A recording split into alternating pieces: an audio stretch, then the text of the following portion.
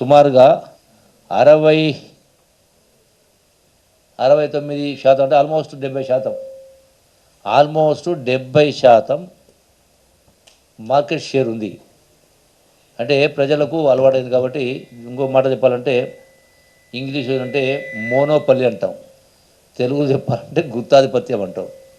So ఈ విధంగా రేట్లు పెంచమని డిమాండ్ చేస్తాను. దీనికి ప్రభుత్వం వాళ్ళు అడిగిన ప్రకారం చెయ్యని కారణంగా ఈ యొక్క బిల్లును సప్లైని బంద్ చేసే కారణం చేస్తూ ఉన్నారు.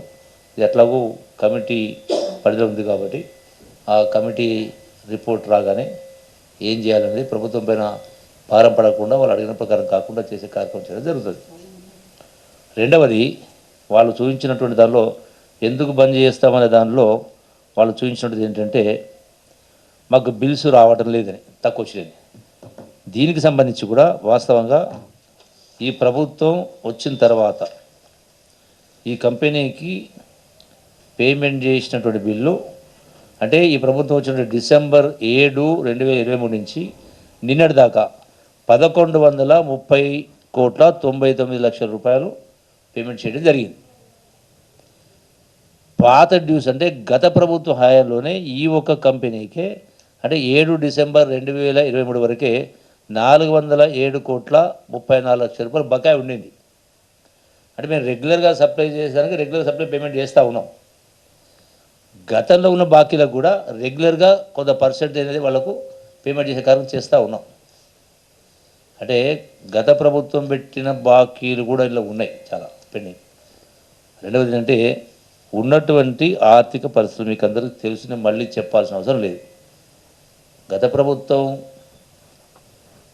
8 లక్షల కోట్ల సుమారుగా విద్యుత్తు గవర్నమెంట్ రెండు కలిపి బాకీలు 8 లక్షల కోట్ల బకాయిలు పెట్టి అప్పులు చేసి నెలకు 6,000 కోట్ల వడ్డీ కడుతూ మళ్ళీ 40,000 కోట్ల బకాయిలు పెండింగ్ పెట్టిపోయారు, అంటే బిల్లులు పెండింగ్ పెట్టినారు. దానిలో ఇది కూడా ఈ యొక్క ఎక్సైజ్ డిపార్ట్మెంట్ సంబంధించి కూడా సుమారుగా 2,500 కోట్ల పైచిలకు గత ప్రభుత్వంలో బకాయి పెట్టిపోయింది.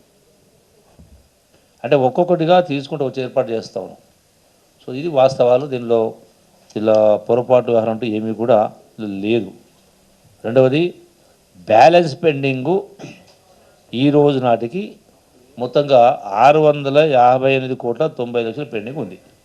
ఈ 658 కోట్లు గత ప్రభుత్వంలో 407 కోట్లు ఉంది.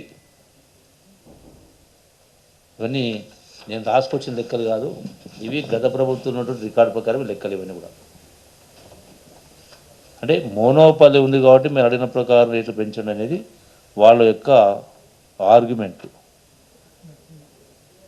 కాబట్టి ఇది ఇప్పటికీ స్టాక్ అనేది ఇంకా 14 లక్షల కేసుల స్టాక్ కూడా ఉంది జనరల్గా.